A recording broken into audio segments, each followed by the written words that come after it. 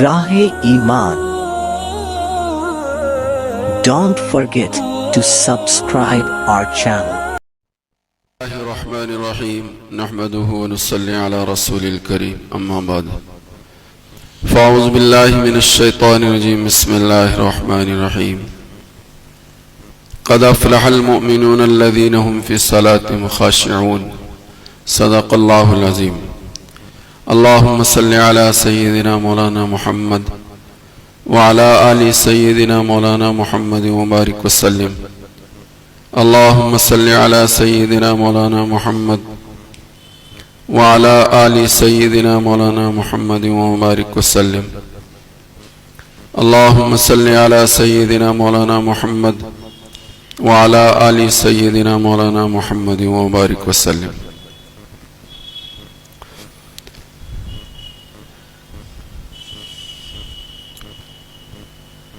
وہ ایمان والے دنیا میں اور آخرت میں کامیاب ہیں جو اپنی نمازوں میں خشوع اور خضوع رکھتے ہیں. اس عنوان سے کچھ باتیں آپ حضرات کی خدمت میں پچھلے جمعہ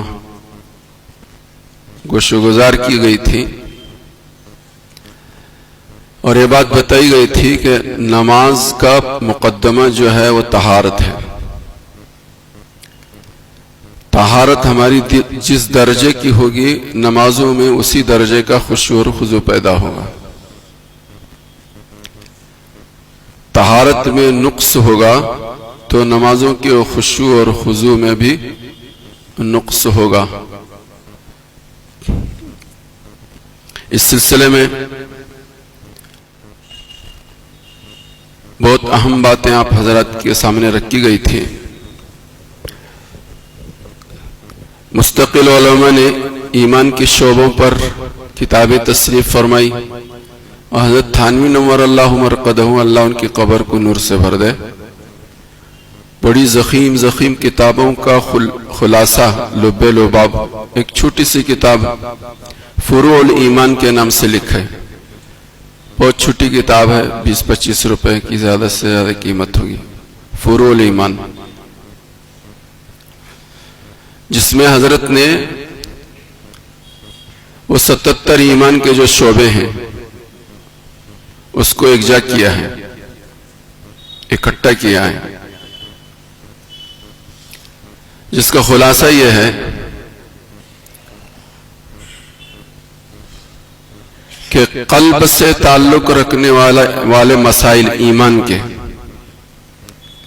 دل سے تعلق رکھنے والے مسائل ایمان کے عقیدے کے وہ 30 ہیں.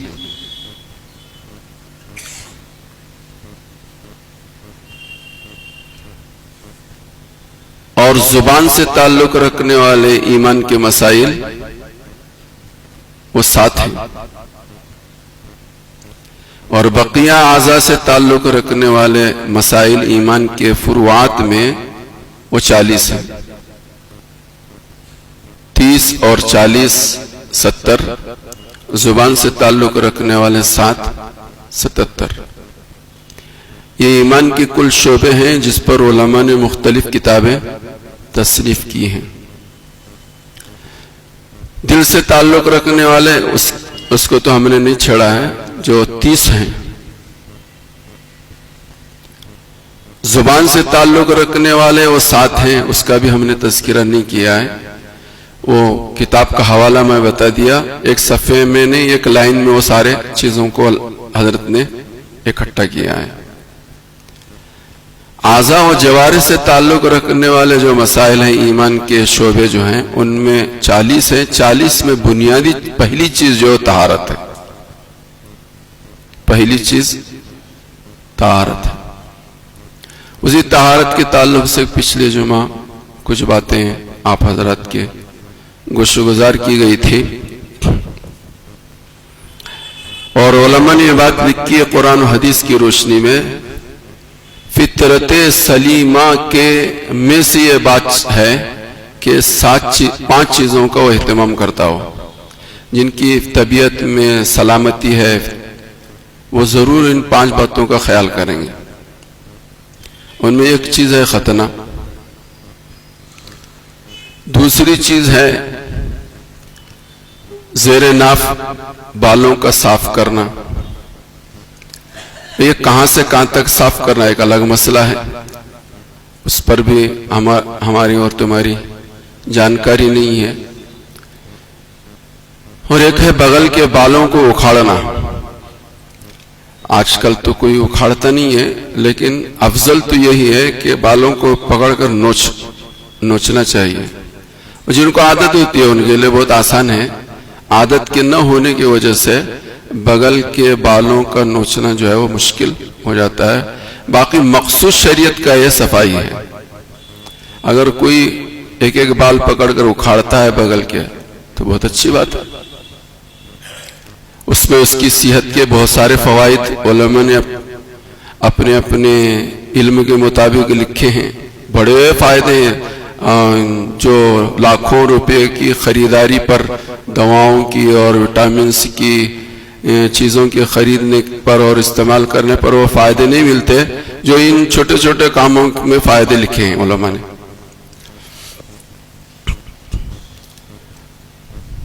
کتنی چیزیں ہوئی؟ 2 چیزیں۔ تیسری چیز لبوں کو تراشنا، مونچھوں کو تراشنا۔ علماء نے لکھا ہے کہ جس کی مونچھیں بڑی بڑی ہوتی ہیں وہ کھانا کھاتا ہے تو بھی اس مونچھ سے ہو کر وہ گزرتی ہیں، پیتا ہے تو بھی یہ مکروہ ہے، یہ بھی مکروہ ہے۔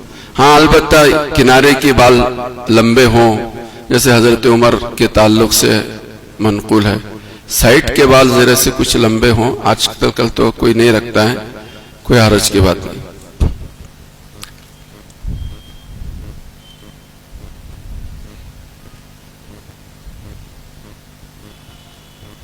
4 چیزیں ہوئی، ختنہ، زیر ناف، بغل، مونچھ، اور 5ویں چیز وہ ناخنوں کا تراشنا، ناخن کا تراشنا۔ آج کل ہماری بچیوں کو اس بات کا شوق ہے، اور شوق بھی ہے اور یہ فیشن بھی ہے، اپنے ناخنوں کو بڑھانا۔ ناخنوں کا بڑھانا بالخصوص بچیوں کے اندر اس کا بڑا شوق ہوتا ہے۔ یہ ان کی طبیعت کی، ان کے مزاج کی خرابی کی ایک علامت ہے۔ یہ فطرت سلیمہ نہیں ہے۔ جن کی طبیعت میں سلامتی ہوگی وہ ان 5 باتوں کا ضرور خیال کریں گے۔ اس میں کچھ خاص مردوں کے ہیں اور کامن مرد اور عورت کے ساری چیزیں ہیں۔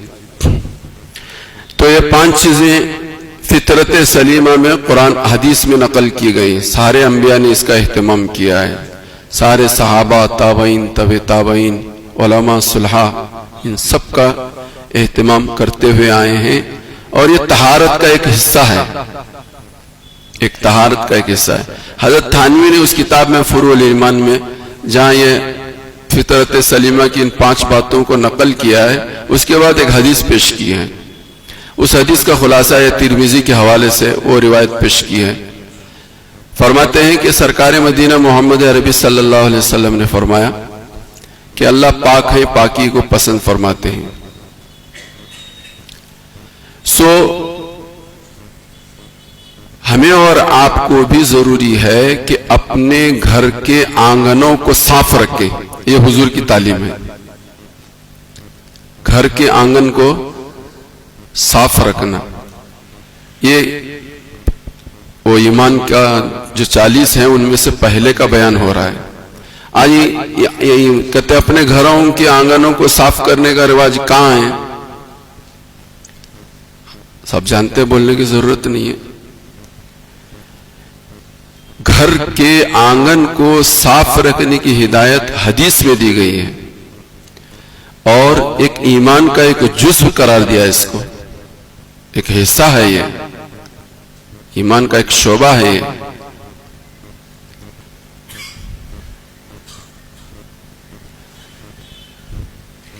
جس کی وجہ سے اثرات جو ہیں ہمارے بقیہ اور ایمانی اعمال پر پڑتے ہیں۔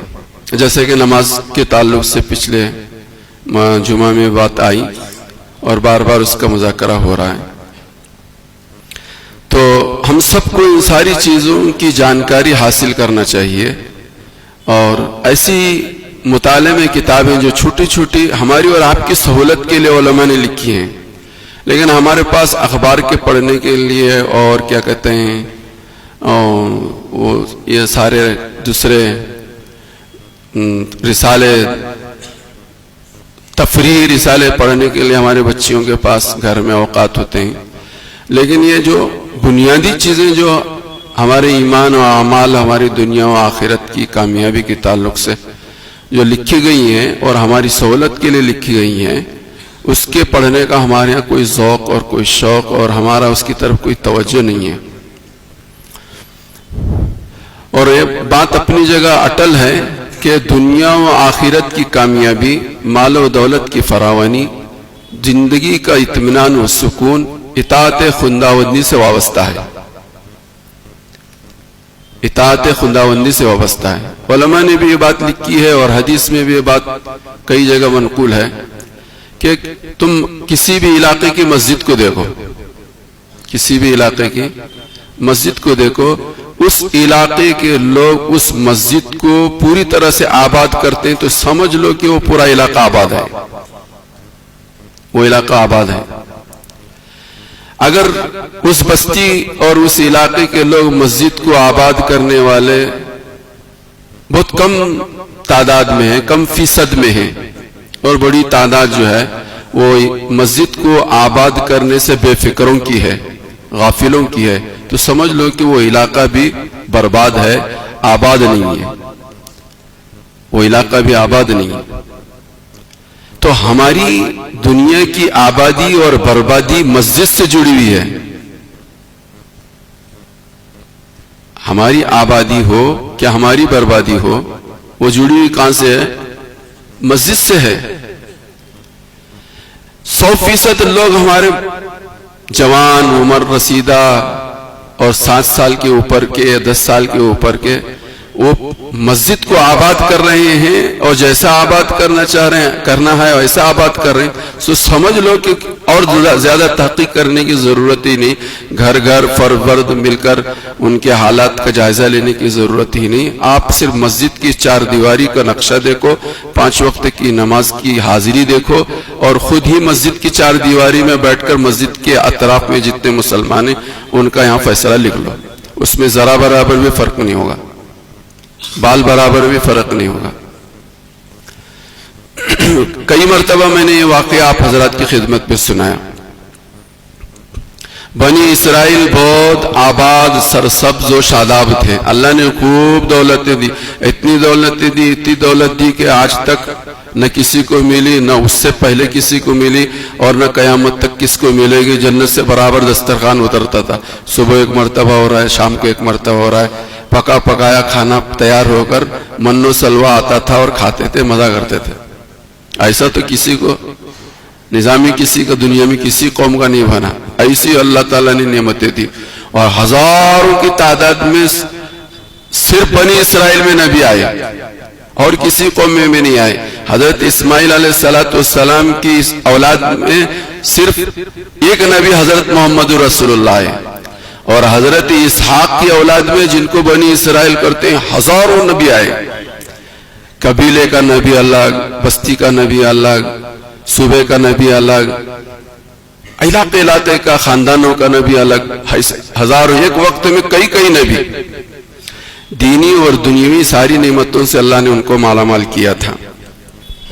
لیکن جب اطاعت خداوندی، انحراف خداوندی اور وقت کے نبی کے ساتھ بے رخی اور بدسلوکی اس قوم نے کرنا شروع کر دیا تو بخت نصر کو ان کے اوپر مسلط کر دیا. جو بخت نصر سیدھا بیت المقدس اور مسجد اقصی میں گھسا اور مسجد کو توڑ پھوڑ کر رکھ دیا. کل ایک جملہ میں نے ایک جگہ پر پڑھا، نماز کی پابندی مسجدوں کی حفاظت کی ضمانت ہے. نماز کی پابندی اس میں مسجد کی حفاظت کی ضمانت ہے. نماز کی پابندی کتنی ہو رہی ہے آج، کتنے فیصد کر رہے ہیں؟ تو معلوم یہ ہوا، یہ تاریخی قرآن کریم نے اس کا تذکرہ کیا. سورہ بنی اسرائیل کا پہلا رکوع، 15ویں پارے کا پہلا رکوع، اس کے اندر یہ تذکرہ اللہ پاک نے اسی لیے کیا ہے کہ دیکھو تم جب انحراف کرو گے، منحرف ہو جاؤ گے، گناہوں میں مبتلا ہو جاؤ گے اور اطاعت خداوندی سے روگردانی کرو گے، اللہ کے نبی کی باتوں کو ماننا چھوڑ دو گے، تو تم پر ہم ظالموں کو مسلط کریں گے، اور ظالموں کو مسلط کر کے تمہارے مسجدوں کو، تمہارے معابد کو اجاڑیں گے، تمہارے معابد کو ختم کریں گے، اور پھر تمہارا خون خرابہ کریں گے، تمہارے جوانوں کو غلام بنائیں گے، تمہاری عورتوں کو باندیاں بنائیں گے، اور تمہارے لڑنے والے، تمہارے مقابلہ کرنے والے، دفاع کرنے والوں کو موت کی نیند سلا دیں گے. یہ واقعہ قرآن کریم نے نقل کیا. بخت نصر کو مسلط کیا، بنی اسرائیل کو 700 سال تک بخت نصر نے ان کو اپنا قیدی بنایا، غلام بنایا، باندیاں بنایا، اور مسجد کو مسمار کر دیا، تباہ و برباد کر دیا. پھر فارس کے بادشاہ کو ان کی بدحالی پر رحم آیا. جیسے آج بھی مسلمانوں کے اوپر بہت سارے رحم کھانے والے غیر مسلم ہیں. کیا ظلم ہو رہا ہے دنیا میں آج مسلمانوں کے اوپر. تو فارس کے بادشاہ کو بڑا رحم آیا کہ بڑی اسرائیلی انبیاء کی اولاد ہے یہ، اور یہ ان کو قیدی بنایا گیا، غلام بنایا گیا، ان کے مال و متاع کو چھین لیا گیا، ان کو گھر سے بے گھر کر دیا گیا، ان کے زمینوں سے ان کو بے دخل کر دیا گیا. یہ کیا ہو رہا ہے دنیا میں؟ یہ خیال آیا شاہ روس کو، اور اس نے بخت نصر پر کا مقابلہ کیا اور سارے بنی اسرائیل کو آزاد کیا، اور جتنا مال و متاع سب تھا ان کو سب واپس کیا، اور پھر واپس فلسطین میں ان کو آباد کرا دیا. تو ایک زمانے تک پھر بنی اسرائیل ٹھیک ٹھاک رہے، مسجدوں کو آباد کرتے رہے، اللہ کے حکموں پر چلتے رہے، نبی کے بتائے حکموں کے مطابق اپنی زندگی گزارتے رہے. لیکن پھر دم تیڑی کی تیڑی ہو گئی، تو پھر اللہ پاک نے شاہ روم کو ان کے اوپر مسلط کیا. اٹلی کا بادشاہ جو تھا، شاہ روم، اسے روم کہتے تھے اس زمانے میں، اس کے بادشاہ کو پھر فلسطین پر مسلط کر دیا. پھر اس نے تباہ و برباد کر دیا، عورتوں کو غلام باندیاں بنا دیا، اور جوانوں کو غلام بنا دیا، اور جو کچھ مال و متاع تھا فلسطین میں سب سمیٹ لیا. 1,70,000 کشتیوں میں وہ سارا سامان لاد کر اٹلی میں پہنچا دیا گیا. آج بھی وہ کنیسۃ الذہب محفوظ ہے. حضرت عیسیٰ علیہ السلام دنیا میں تشریف لائیں گے، تب جا کر وہ کنیسۃ الذہب سے وہ مسلمانوں کا مال و متاع جو 1,70,000 کشتیوں میں لاد کر وہاں پہنچایا گیا جو محفوظ ہے، وہ واپس پھر حضرت مہدی اور عیسیٰ علیہ السلام کے زمانے میں آئے گا. یہ قرآن نے یہ واقعہ نقل اسی لیے کیا ہے. دیکھو جب بھی امت مسلمہ بے رخی اختیار کرے گی، لاپرواہی برتے گی اور اطاعت سے روگردانی کرے گی، نمازوں کا اہتمام نہیں کرے گی، بے راہ روی اور کجروی کا شکار ہو جائے گی، تو ایسی شکل و صورت میں ظالموں کو تمہارے اوپر مسلط کریں گے. وہ ظالم تمہارے مسجدوں میں داخل ہوں گے.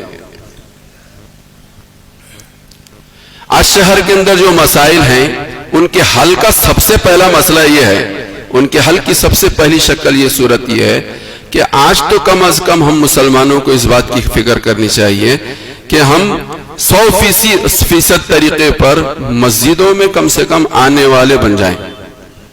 پہلا مسئلہ تو یہ ہے. تکوینی اور غیبی جو نظام ہے خدا کا، جب تک یہ ہماری حمایت میں نہیں آئے گا اس وقت تک ہماری ظاہری کوششیں جو ہے وہ کارآمد، سودمند، فائدہ مند نہیں ہو سکتی. ساری نظام، کائنات کا سارا نظام جو ہے وہ غیبی نظام کے تحت ہے. غیبی نظام جب تک ہماری حمایت میں نہیں آئے گا یہ ظاہری نظام ہماری حمایت میں آ ہی نہیں سکتا. قرآن کریم نے اس خاص طور سے ان دونوں واقعات کو ایک رکوع میں بہت مختصر طور پر بیان کر کے قیامت تک کے آنے والے انسانوں کو اور مسلمانوں کو یہ بات بتایا کہ دیکھو جب بھی تمہارے اندر بے رخی، بے پرواہی، لاپرواہی اور عبادت سے روگردانی اور عبادت سے دوری، عبادت بیزاری ہمارے اندر آئے گی تو اس وقت یہ حالات دنیا میں رونما ہوں گے. حالات یہ دنیا میں رونما ہوں گے. تو میرے بھائیو، بزرگوں، دوستو، آج ہم سب، ہماری مسجد کا ہی نہیں مسئلہ، قریب پورے ملک کا اور پورے ملک کی تمام بستیوں اور تمام مساجد کا حال یہ ہے کہ 5% بھی نمازی ہماری مسجد سے تعلق رکھنے والے لگ بھگ 300 ساڑھے 300 مکانات ہیں. فجر کی نماز جو ہے وہ ہماری صف کے اندر، ایک صف کے اندر 20 لوگ کھڑے رہتے ہیں، 2 صف میں 40 لوگ کھڑے رہتے ہیں، 2 صفیں ہوتی ہیں، بہت مشکل سے تیسری صف آدھی ہو گئی تو 50 صف، اور گھر کتنے 350. گھر میں ایک ایک ہی فرد پکڑا جائے، ملایا جائے تو 350 لوگ. صبح کی نماز میں مسجد کی جگہ ناکافی ہوگی، صبح کی نماز میں مسجد میں جگہ ناکافی ہوگی تو باقی کس 300 لوگ کہاں ہیں؟ جب یہ صورتحال ہوگی تو غیبی نظام ہماری حمایت میں آئے گا کیسے؟ غیبی نظام ہماری حمایت میں آئے گا کیسے؟ حدیث میں فرمایا محفوظۃ محفوظ اہلیہا، یہ مسجدیں محفوظ ہیں، اس میں آنے والے بھی محفوظ. نہ یہ آج نہ یہ مسجدیں محفوظ ہیں، نہ ہم اور آپ محفوظ ہیں، اس لیے کہ ہمارا اس سے کانٹیکٹ اور ہمارا اس سے ربط اور ہمارا اس سے تعلق، یہاں ہماری حاضری اور یہاں کی ذمہ داری ہم نے اپنے کاندھوں لی ہی نہیں. تو نہ یہ محفوظ ہے نہ ہم محفوظ ہیں. آج یہ بھی محفوظ نہیں اور ہم بھی محفوظ نہیں ہیں. تو حدیث میں تو یہ کہ فرمایا میمونۃ میمون اہلیہ محفوظۃ محفوظ اہلیہ، یہ جگہ مبارک ہیں، یہاں آنے والے مبارک ہیں، یہ محفوظ ہیں، یہاں آنے والے بھی محفوظ ہیں، یہاں آنے والے بھی محفوظ ہیں.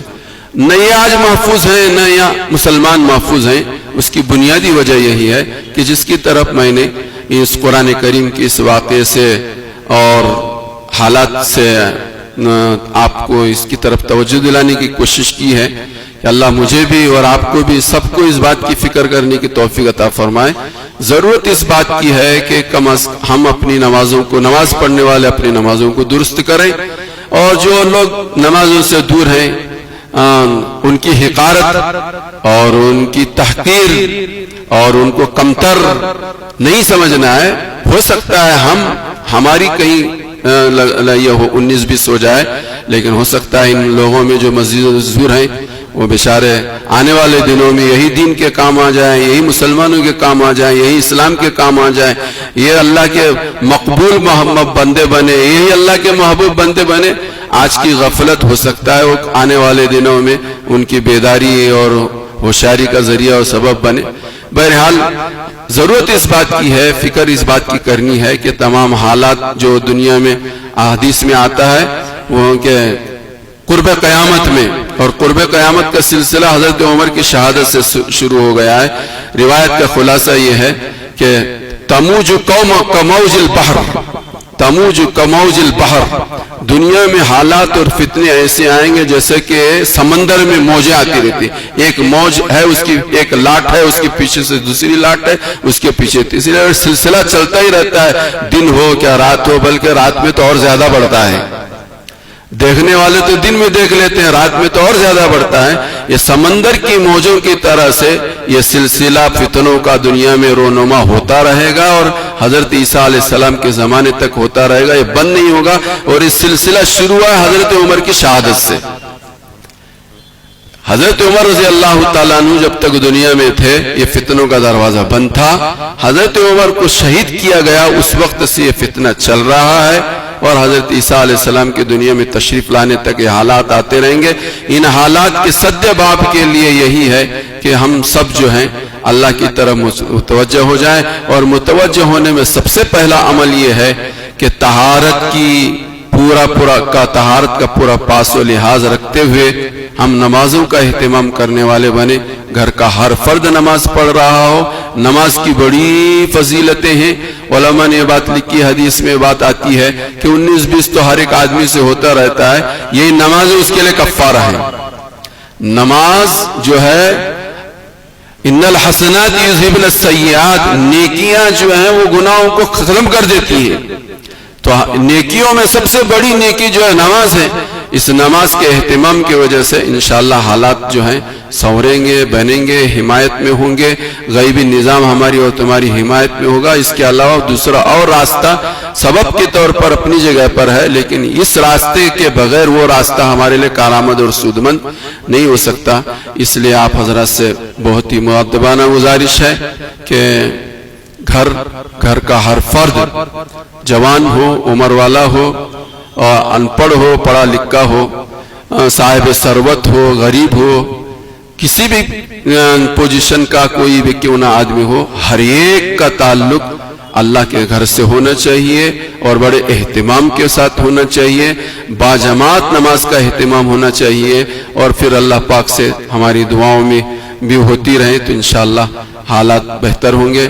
حالات کی جانکاری مجھ سے زیادہ آپ جانتے ہیں۔ آج ایک مسجد کا مسئلہ ہے، کل دوسری مسجد کا مسئلہ ہوگا، کل تیسری مسجد کا مسئلہ ہوگا، اور ایسے مسائل ہیں کہ ان کے یہاں ہمارے ایک مسئلہ ہے تو ان کے یہاں تو 20 مسئلے ہیں، لیکن آج اتنی خستہ حالت ہے امت مسلمہ کی کہ کوئی ان کے جواب میں جواب دینے والا بھی، ان کے سوال پر جواب دینے والا بھی نہیں ہے۔ تو بہرحال اللہ مجھے بھی اور آپ کو بھی حالات کی نزاکت کو سمجھتے ہوئے اپنے تعلقات کو اللہ سے بہتر بنانے کی مجھے اور آپ کو سب کو توفیق عطا فرمائے۔ پھر ایک مرتبہ یہ بات کہہ کر بات کو ختم کرتا ہوں۔ بنیادی طور پر صفائی، ستھرائی، پاکی اور نماز کا اہتمام بے حد ضروری ہے، بے حد ضروری ہے۔ وآخر دعوانا